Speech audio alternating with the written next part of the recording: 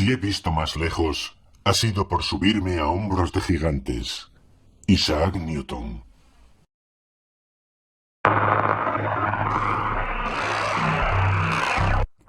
Desde el comienzo de la historia de la humanidad, la poderosa combinación de curiosidad y observación ha inspirado nuevas ideas.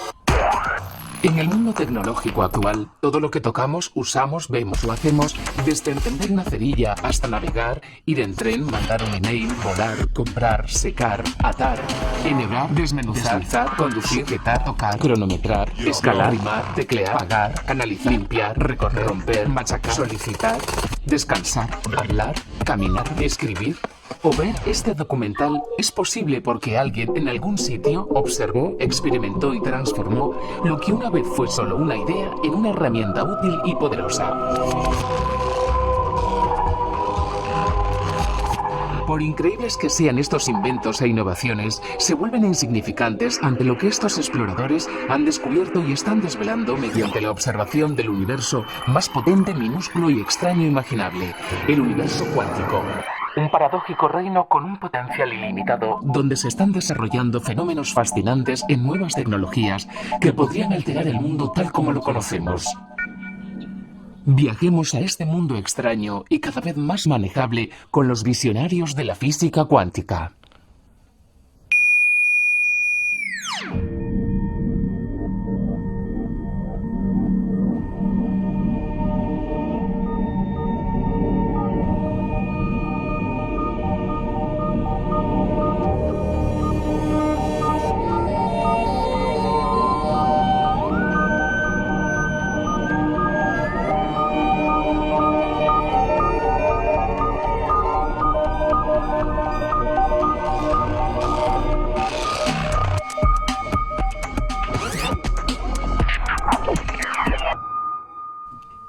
La primera incursión de la humanidad en el universo cuántico empieza en 1900 con un tal Max Planck, un brillante físico que intentaba averiguar por qué los objetos cambiaban de color al calentarse.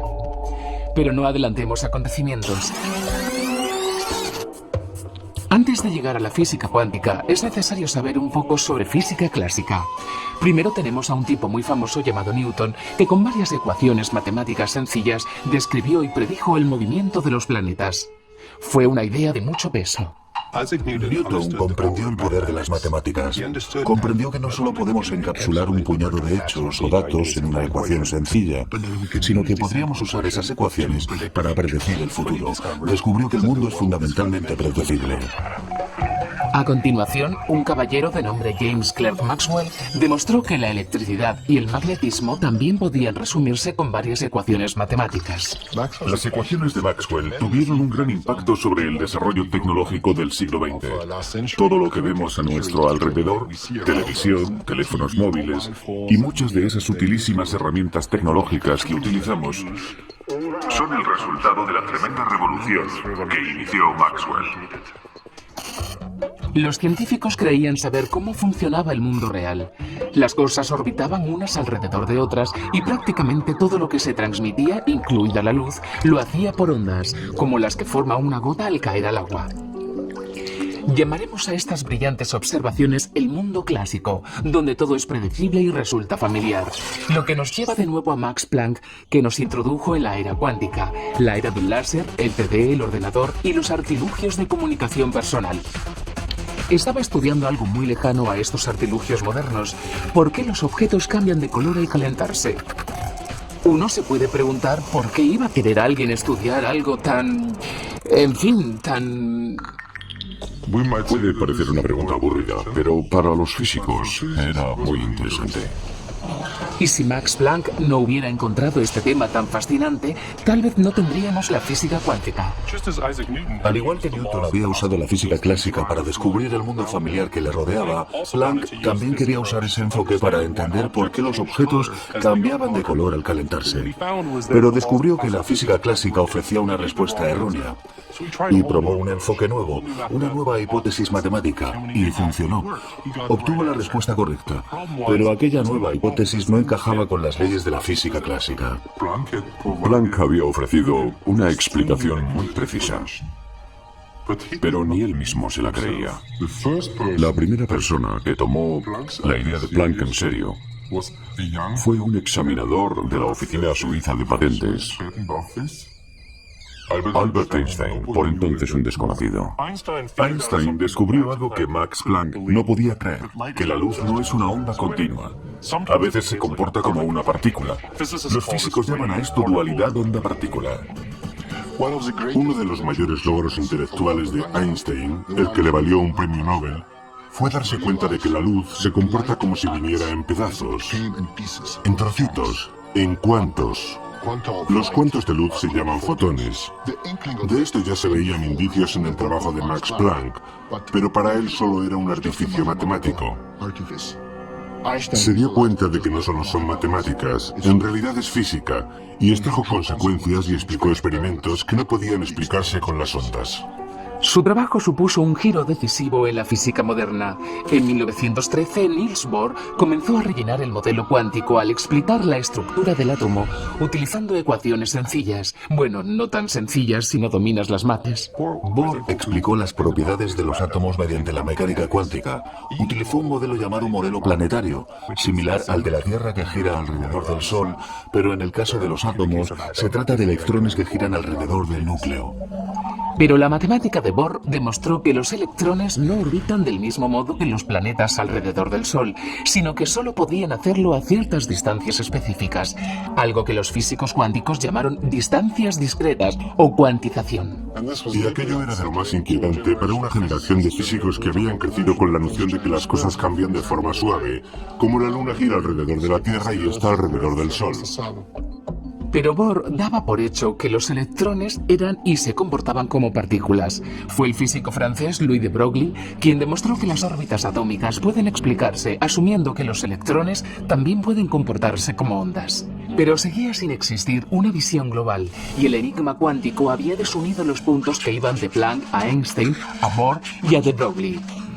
Hacía falta una teoría unificadora que aclarara cómo una onda podía comportarse como una partícula y viceversa, que explicara el misterio de la dualidad onda-partícula de la luz y la materia. Y en 1925, Erwin Schrödinger formuló la hoy famosa ecuación que lleva su nombre. Su ecuación sentó las bases de una teoría completa de la mecánica cuántica, que no solo dio a los científicos una receta universal para comprender todos los fenómenos cuánticos anteriores, también les proporcionó una forma sistemática de explorar el mundo atómico para encontrar nuevos e inesperados efectos cuánticos. Otorgó a los científicos la que es probablemente la teoría más precisa y con más fuerza jamás concebida por la humanidad.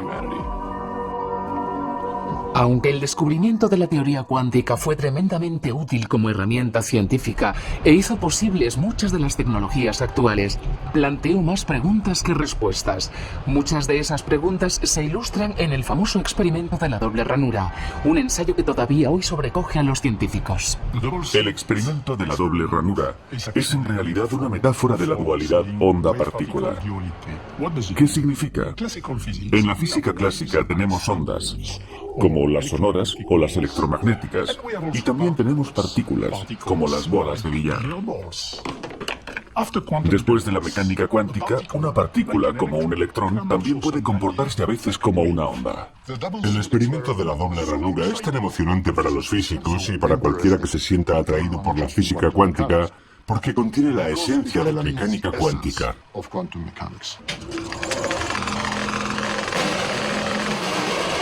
El experimento de la doble ranura.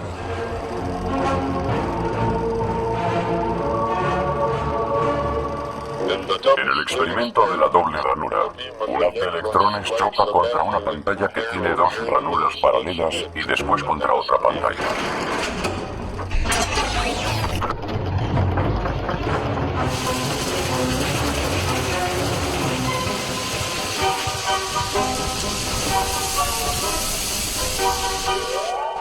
Al hacer este experimento con las luces encendidas, no ocurre nada inusual. Los electrones forman en la pantalla el mismo patrón que harían unas bolitas de papel o incluso unos tomates. Pero cuando apagamos las luces, sucede algo muy sorprendente.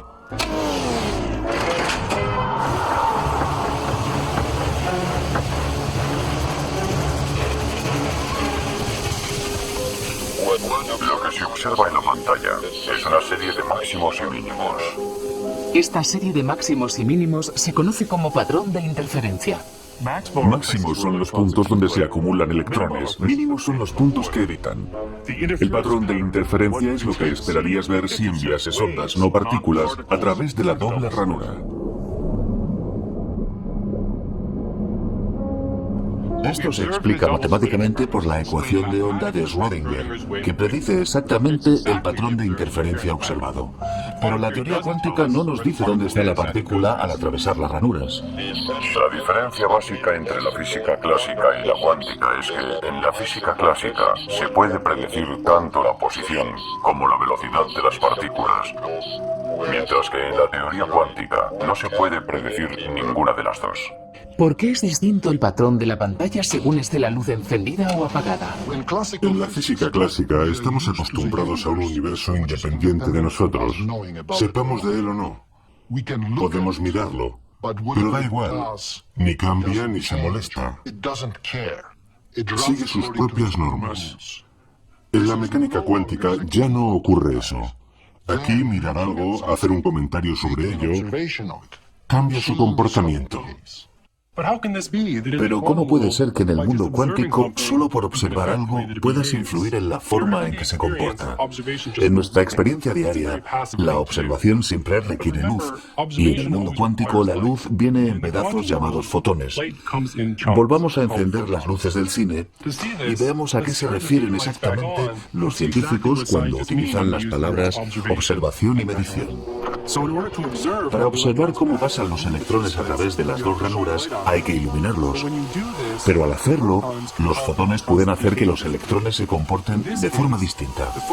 En este caso, los fotones hacen a los electrones comportarse como partículas y, por tanto, el patrón de interferencia desaparece. La pregunta es, ¿qué ocurre realmente cuando las luces están apagadas? Sobre esta cuestión, los científicos tienen opiniones divergentes y alguna que otra especulación impactante. El experimento de la doble ranura muestra que mientras un objeto cuántico no es medido ni se interactúa con su entorno, típicamente no tiene una posición definida, sino que está a la vez en muchas posiciones. Esto es lo que se llama la superposición cuántica. Los objetos cuánticos se comportan como si pudieran ser y hacer varias cosas al mismo tiempo. Los electrones pueden pasar por dos ranuras distintas al mismo tiempo. Esto me recuerda al oso yogi que decía, cuando llego a una bifurcación del camino, la tomo. Estas radicales ideas evidenciaron lo mucho que las superposiciones cuánticas desafiaban a la noción clásica de realidad, pero también atribularon a muchos científicos como Schrödinger, ya que si las superposiciones podían ampliarse al mundo cotidiano, conducirían a predicciones curiosas. Para ilustrar este aspecto se imaginó un experimento Gedanken. Un experimento Gedanken es un experimento mental. Una escena imaginaria que nos ayude a centrarnos en un asunto conceptual. Si de verdad entiendes una teoría, deberías poder decir lo que predice esa teoría en todo tipo de situaciones, incluidas las que no se pueden llevar a cabo en un laboratorio real. El famoso experimento imaginario de Schrödinger es conocido como el gato de Schrödinger. Es una especie de parábola sobre la idea de la superposición cuántica. A Schrödinger le incomodaron las implicaciones de la teoría cuántica, paradojas aparentes en mecánica cuántica. Quería demostrar lo absurda que es la mecánica cuántica. Se le ocurrió un experimento Gedanken. Un experimento mental. La idea era, tomas un gato, un desgraciado gato, y lo metes en una caja, totalmente aislado del exterior. En la caja también hay un martillo y un matraz. Lleno de cianuro.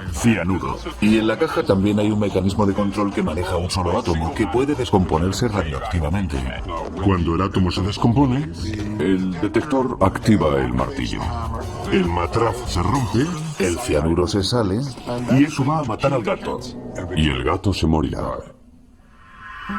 Y si no se emite la partícula, el veneno no sale y el gato vive. Supongamos que después de, digamos, una hora hay un 50% de probabilidades de que el contador Geiger haya detectado algo. Hasta que miremos dentro, existe la posibilidad de que el gato esté vivo o muerto. Y si creemos en la mecánica cuántica, el gato en ese punto estaría simultáneamente vivo y muerto.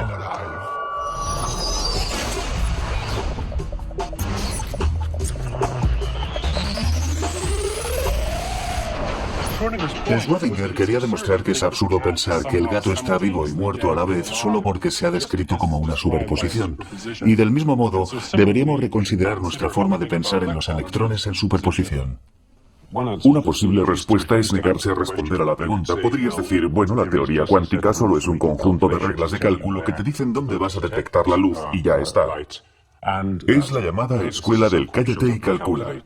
Se han dado respuestas de todo tipo. No hay un acuerdo general y probablemente pasará mucho tiempo antes de que lo haya.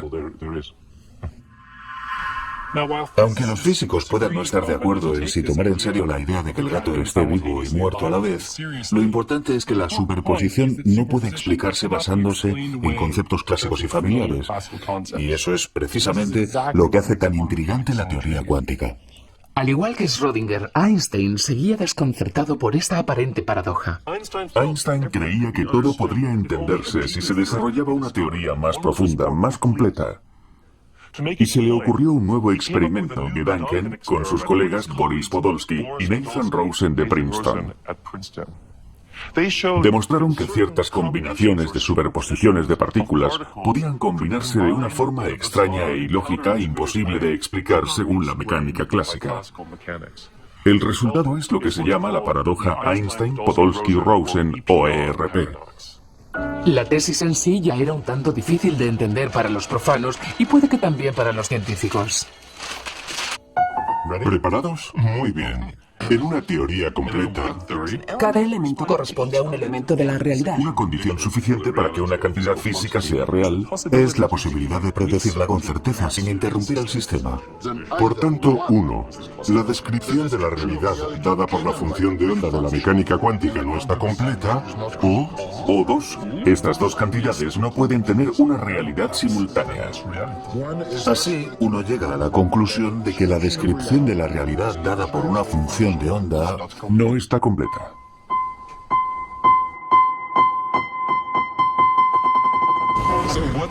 ¿Qué significa esta afirmación tan densa? Según la mecánica cuántica, es posible que dos partículas estén tan estrechamente entrelazadas que formen un sistema único en el que ninguna de ellas tenga un estado cuántico propio. Lo que Einstein, Podolsky y Rosen dijeron es, de acuerdo, tomemos un par de partículas así, separémoslas mucho. Incluso años luz. Después imaginemos a un observador aquí midiendo la partícula A y por consiguiente dándole un estado que antes no tenía. El punto clave es que cuando se toma la medida también determina el estado de la partícula B.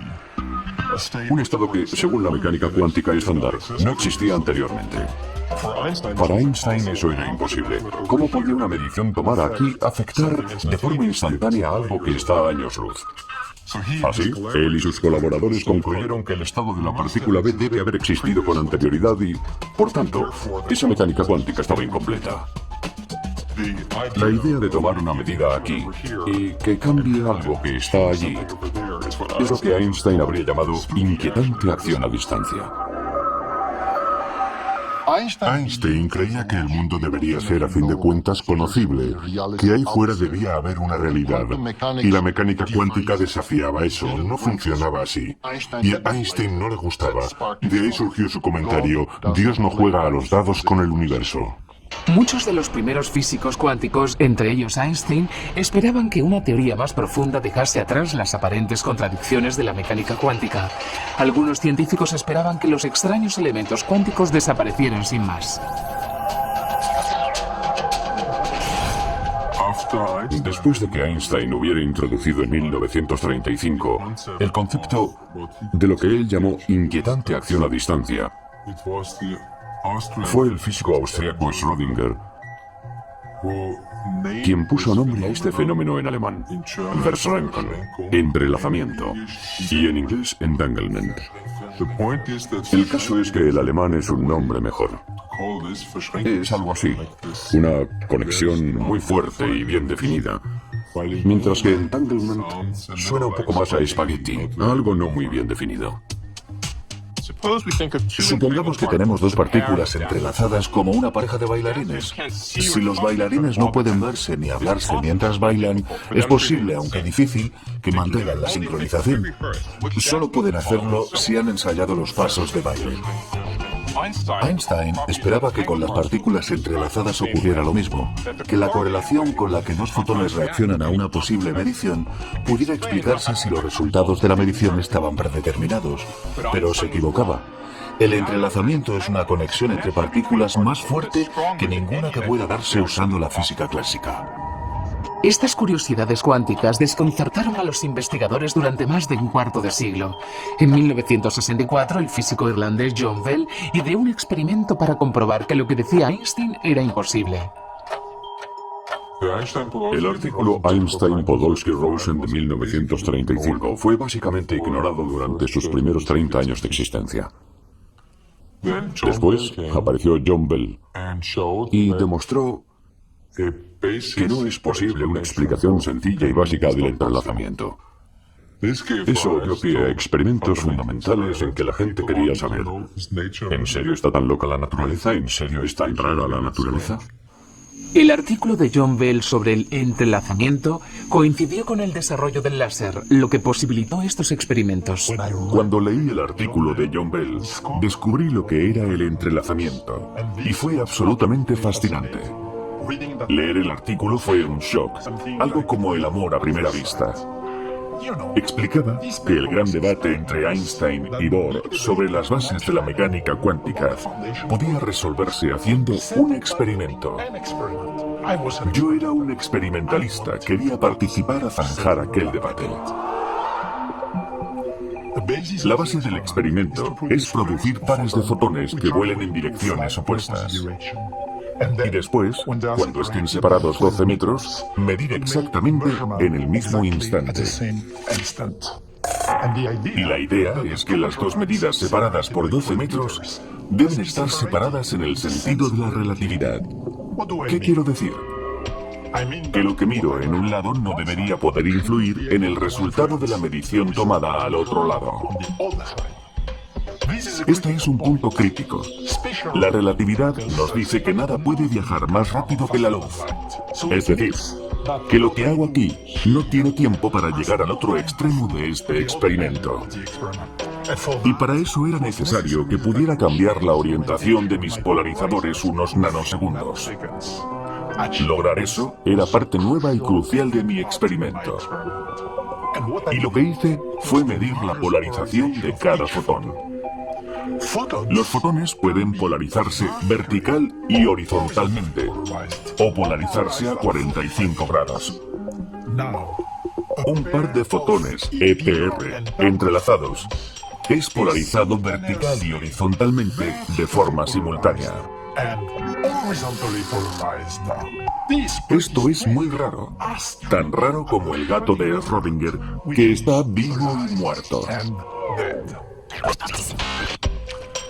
Y ahora la pregunta es, ¿cuál es el resultado de las mediciones? Y en esta extraña situación, encontré lo que había predicho la mecánica cuántica, que sea cual sea la dirección de medición en un extremo, si decido medir en la misma dirección en el otro extremo, descubro que los dos fotones parecen alineados en la misma dirección. Eso significa que los resultados de las mediciones están fuertemente correlacionados, más correlacionados que ninguna correlación concebible en la física clásica. Significa que cuando dos fotones están separados 12 metros, siguen comportándose como un único objeto. Einstein creía que esto no era posible, porque significaría que hay una especie de inquietante acción a distancia entre los dos objetos. Pero, si queremos reconciliar el resultado del experimento con una imagen que queremos construir, tenemos que meter la inquietante acción a distancia en el conjunto. Einstein nunca comprendió realmente la diferencia fundamental entre la teoría clásica y la cuántica. Por eso le resultaba tan difícil aceptar cosas como el principio de incertidumbre. Pero la teoría cuántica está de acuerdo con la observación. Dios sí que juega a los dados con el universo. Antes de John Bell y de Alain Aspect, nos limitábamos a discutir sobre las rarezas de la mecánica cuántica. La ecuación de Schrödinger nos dice que un gato puede estar tanto vivo como muerto, y nadie sabe lo que eso significa, solo es raro. Y así estuvimos durante décadas. John Bell aplicó un poco de matemática y algunas cifras a la rareza cuántica, y Aspect llegó y verificó esas mediciones en el laboratorio. En resumen, entre los dos fueron capaces de medir la rareza de la mecánica cuántica.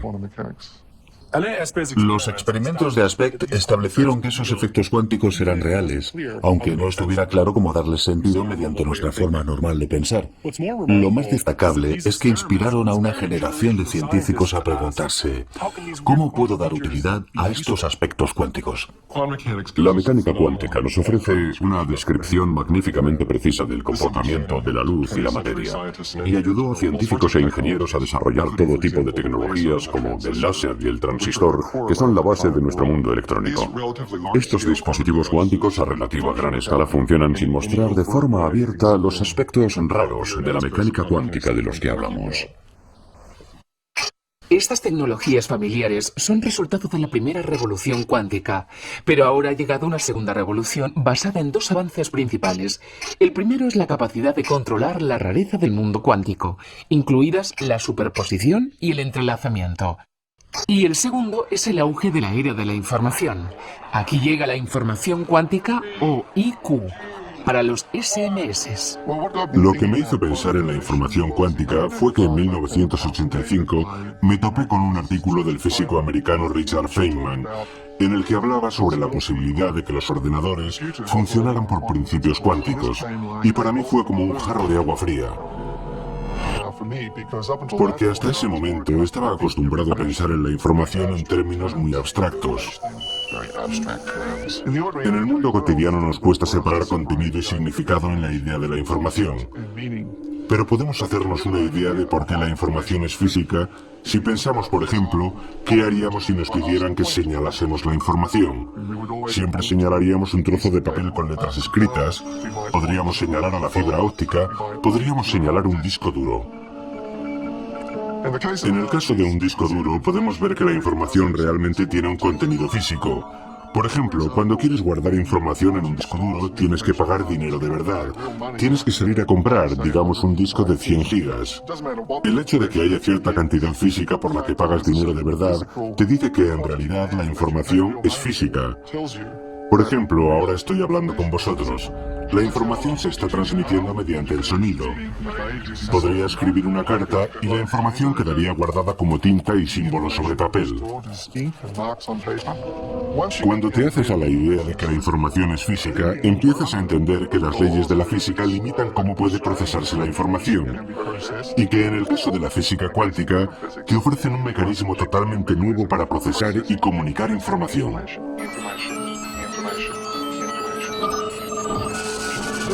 Esto es información. Su adecuado uso puede traer una nueva dignidad a la humanidad. Y uno se pregunta, ¿información clásica? ¿Información cuántica? ¿Hay diferencia? La hay. Y todo empieza con el humilde bit. Un bit es una unidad fundamental de información clásica. Está encapsulado en un sistema físico que puede tener dos estados. Algo que está encendido o apagado, o algo que está cargado o descargado, o algo que está activo allí, o en términos matemáticos, un 0 o un 1.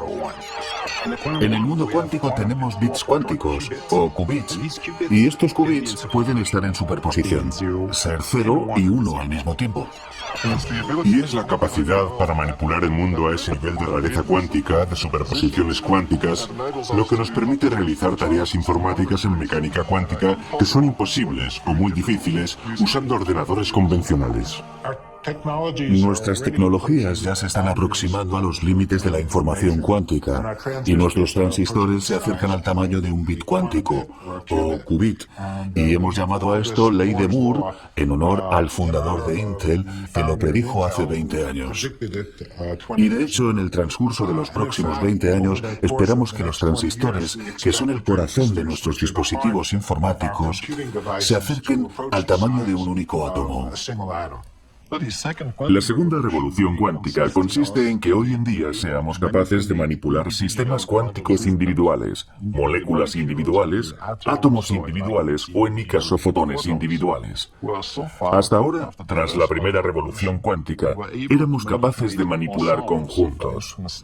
Por ejemplo, un láser produciría miles de millones de fotones, no fotones individuales, sino millones, y que hoy podamos manipular, manejar cuantos individuales, como los llamamos, abre una nueva e inmensa área para el desarrollo tecnológico. Uno de los primeros logros de esta segunda revolución cuántica es la capacidad de fabricar herramientas increíblemente precisas, como un reloj atómico, el temporizador más preciso del mundo. En la actualidad, la precisión de los relojes atómicos es tal que si hiciéramos un reloj y pudiéramos mantenerlo funcionando unos 60 millones de años, no fallaría en más de un segundo. Y el plus de la precisión y el control cuántico que podemos lograr con los átomos usados en los relojes atómicos también es la base para los buenos qubits.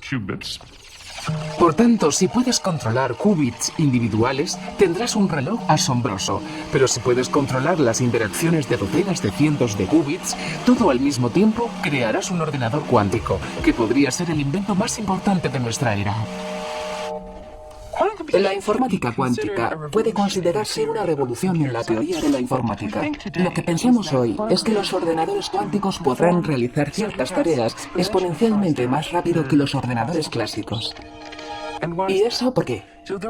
Existe una tesis fundamental, muy importante en la informática llamada la tesis moderna de Church-Turing. Y lo que dice es que todos los ordenadores clásicos normales son básicamente equivalentes. No es que funcionen a la misma velocidad, sino que siguen las mismas normas, se comportan de forma similar.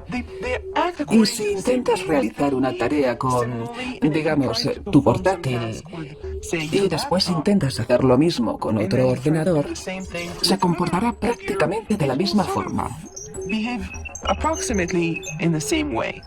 La informática cuántica se sale totalmente de eso, de esa clase equivalente. Los ordenadores cuánticos se basan en el hecho de que el estado cuántico de la memoria de un ordenador contiene mucha más información que sus descripciones clásicas. El ordenador cuántico manipulará y almacenará bits cuánticos en lugar de bits clásicos. Los clásicos pueden estar en dos estados, 0 y 1, los cuánticos en muchos estados. Y esto hará posibles nuevos fenómenos como el entrelazamiento y la interferencia. Y eso es lo que puede hacer más poderoso a un ordenador cuántico, esos fenómenos nuevos. ¿Cuánta potencia más? ¿Y con qué fin? Una de sus primeras aplicaciones, y una de las más útiles, es simular sistemas cuánticos. No es algo que la mayoría de la gente vaya a querer hacer en casa, pero tiene muchas posibles aplicaciones. Para comprender la simulación cuántica es importante pensar primero para qué necesitamos la simulación. Por ejemplo, ¿para qué tenemos un simulador de vuelo?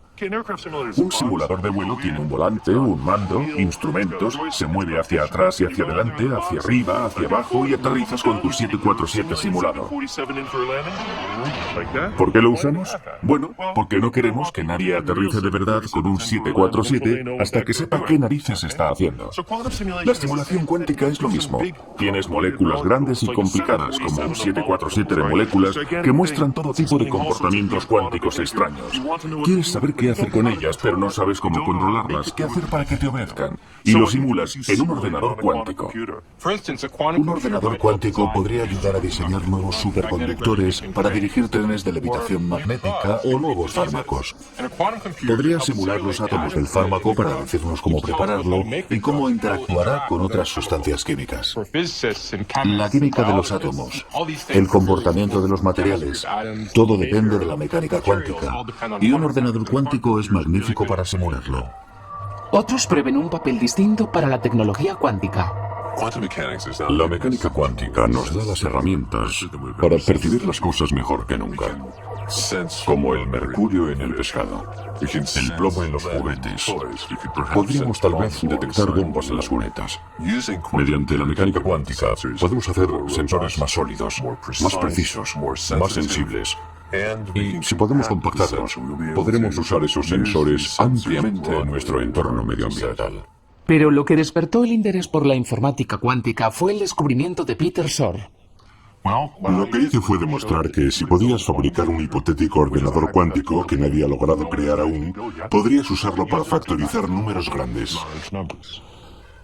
Si tomas dos números, digamos el 3 y el 5, y los multiplicas, el resultado es 15. Factorizar es el proceso inverso. Empiezas con el número 15 y quieres deshacerlo y decir que es 3 veces 5. Para 15 es muy fácil. Puedes hacerlo de memoria. Si coges números de 200 dígitos, con mucha paciencia podrías multiplicarlos para conseguir un número de 400 dígitos. Y los ordenadores pueden hacerlo en un momento. Pero si te diera un número de 400 dígitos y te dijera que encontrases los dos números de 200 dígitos que se multiplicaron para obtenerlo, no creo que fueras capaz. Ni el ordenador más potente podría. Es un problema básicamente imposible de resolver. El problema de la factorización se usa para codificar la mayoría de los mensajes secretos importantes que se envían actualmente. Funciona así. Digamos que cuando compras algo por internet, tu ordenador multiplica dos cifras de 200 dígitos para obtener la de 400 dígitos. Cualquiera podría codificar cosas si conoce esa cifra, pero para descodificarla tienes que saber los dos números de 200 dígitos. Nadie puede sacarlos a partir del número de 400 dígitos, porque el problema de factorización es casi imposible de resolver. El descubrimiento de Shor era muy emocionante, porque lo que dice esencialmente es: dadme un ordenador cuántico y podré descifrar la forma más común y más importante de codificar secretos. Los gobiernos se toman muy en serio el desarrollo de un ordenador cuántico. Como amenaza, un ordenador cuántico puede descifrar muchos de los códigos de encriptación usados hoy en día, incluidos los que se usan en los satélites, en los bancos, en las tarjetas de crédito y para las comunicaciones de seguridad. Pero aunque un ordenador cuántico podría desvelar mensajes secretos, los efectos cuánticos también podrían usarse para crear los códigos secretos mundiales definitivos, códigos cuánticos, y ofrecer una forma súper secreta de mantener la confidencialidad. En la criptografía clásica pensamos que el sistema es seguro porque el supuesto fisgón no puede resolver un difícil problema informático. En la criptografía cuántica no se puede descifrar un código criptográfico cuántico a menos que se descifren las leyes de la física. Con la criptografía cuántica es prácticamente imposible husmear en la transmisión sin ser descubierto. Podríamos llamarlo el efecto observador ruidoso. Es como si estuvieras en una fiesta escuchando la conversación de la pareja de al lado. Sabrían al instante, sin mirar siquiera, que les estaban oyendo. La criptografía cuántica ya se ha utilizado a alto nivel, asegurar los resultados electorales en Suiza.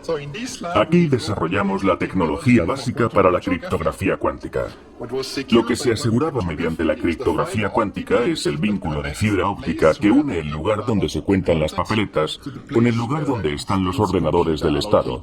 Y esa fue la primera aplicación pública de la información cuántica en el mundo real.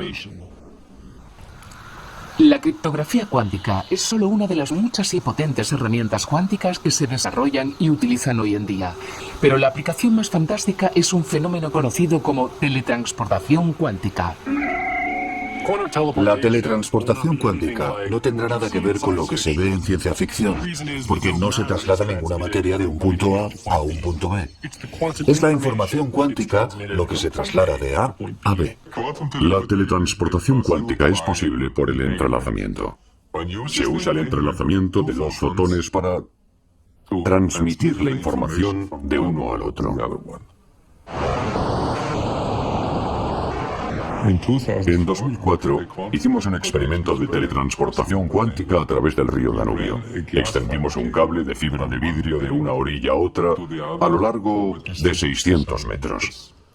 Esta fibra iba por una cloaca y por eso lo llamamos el experimento del tercer hombre. Por la película El tercer hombre, que transcurría en las cloacas de Viena, con Orson Welles de protagonista. Es la única película en que la banda sonora es música de cítara. Creamos unos fotones entrelazados, enfocando un potente láser hacia un cristal especial. Y así, un fotón de alta energía puede dividirse en dos fotones de energía más baja, que después se entrelazan. Enviamos uno de los fotones hacia el otro lado del río y no movemos el primero. Este fotón se encuentra después con un tercero, el que va a ser teletransportado. Al entrelazar estos dos, las propiedades cuánticas del tercero se transfieren a la partícula del otro lado del río y la teletransportación ha concluido. La teletransportación cuántica es una de las demostraciones más bellas del entrelazamiento. En ella tendremos un algo, el estado cuántico o la estructura definitiva de la materia, que desaparece a un lado y reaparece al otro sin ni siquiera existir entre medias. Pero el experimento de 2004 es Schnee von gestern, que significa la nieve de ayer. A la larga queremos llegar a los satélites, estableciendo así la comunicación cuántica a escala mundial.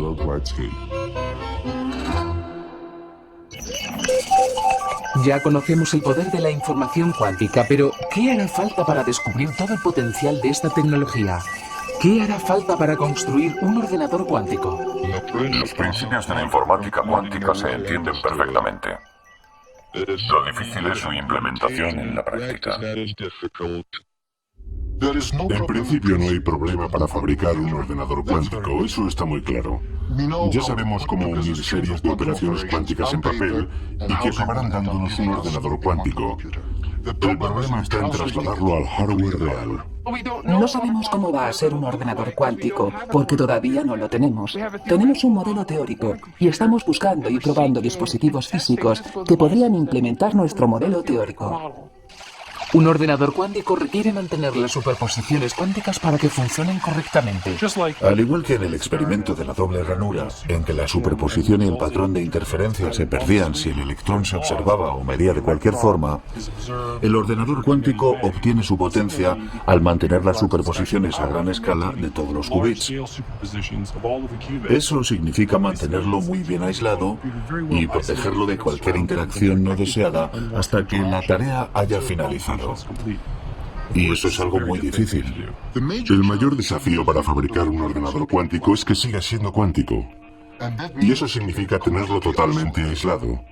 Los sistemas cuánticos tienen la fastidiosa característica de dejar de ser cuánticos cuando vierten información sobre sí mismos en cualquier sitio. Por tanto, el aislamiento es uno de los problemas clave a la hora de fabricar ordenadores cuánticos. Los objetos cuánticos grandes, o los físicos, constan de miles de millones de partículas. Cada partícula es una partícula cuántica. Pero cuando se juntan muchas partículas, cada una de ellas interactúa con el entorno. Para los sistemas cuánticos, el entorno se refiere a todas las cosas que rodean el sistema de partículas cuánticas, como el polvo o los campos magnéticos externos, radiaciones de fondo, todo lo que pueda conducir a un comportamiento no deseado del sistema que se intenta controlar. Es muy difícil preservar la superposición. En el laboratorio del Dr. Weyland, los qubits se almacenan en la llamada trampa de iones. La analogía entre nuestra trampa de iones y una canica en un cuenco es la siguiente. Podemos pensar que la canica es el átomo y el cuenco la llamada trampa, la forma en que retenemos los átomos. Y podemos, por ejemplo, con los átomos, la canica y el cuenco, hacer girar la canica en una órbita circular alrededor del centro del cuenco. Con nuestros átomos también podemos hacerlo. Con la canica en el cuenco solemos, en algún momento te das cuenta de que el átomo, digamos, va a estar en el lado izquierdo del cuenco o en el derecho. Lo curioso de los sistemas cuánticos que nos permite hacer qubits es que podemos poner el átomo en estado de superposición, en su cuenco, su trampa, para que en algún momento no esté en el lado izquierdo o el derecho, sino en los dos lados al mismo tiempo. La analogía con el gato de Schrödinger es que podemos crear situaciones en que tengamos una superposición de todos los átomos que señalan en una dirección, y todos los que señalan en la dirección opuesta al mismo tiempo. ¿Qué aspecto podría tener un ordenador cuántico? Detrás de mí podéis ver un prototipo de ordenador cuántico. Está compuesto por un potentísimo imán hecho de material superconductor, bañado en helio líquido a unos 266 grados bajo cero.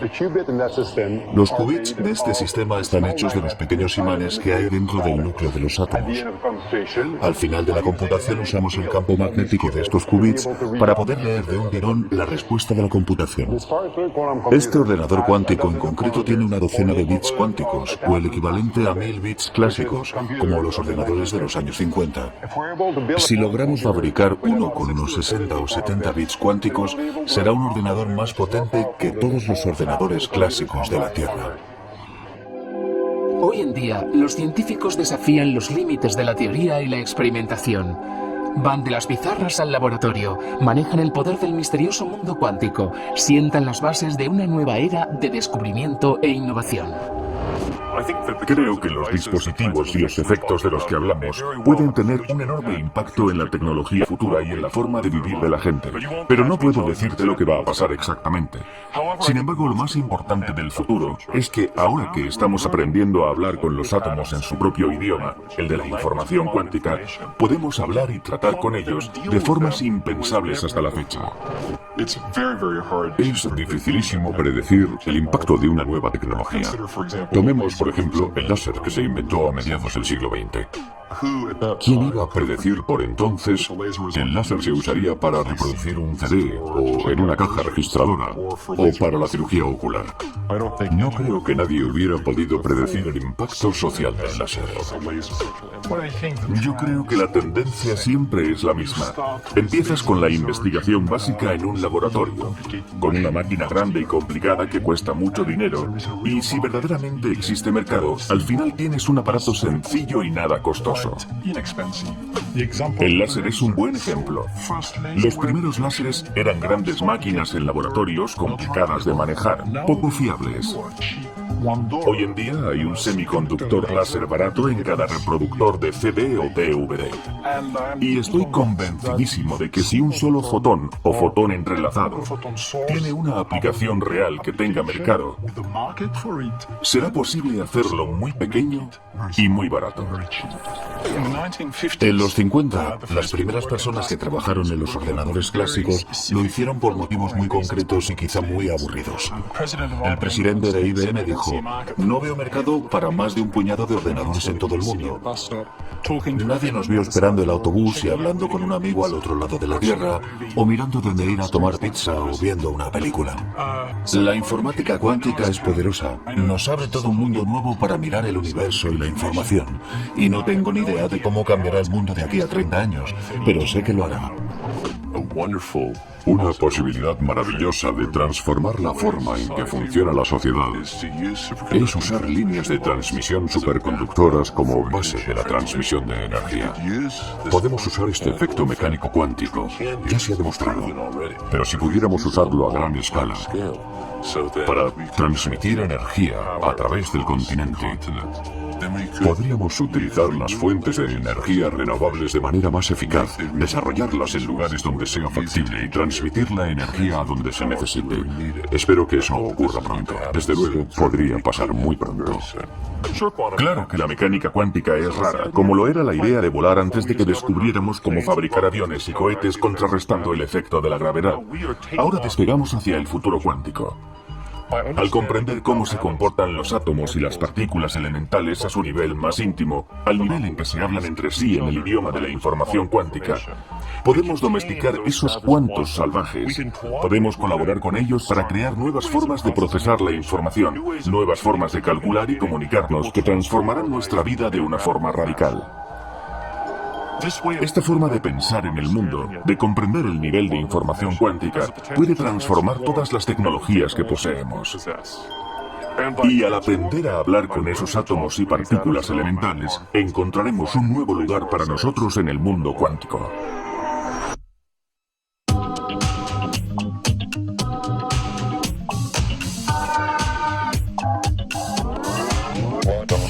Quantum theory.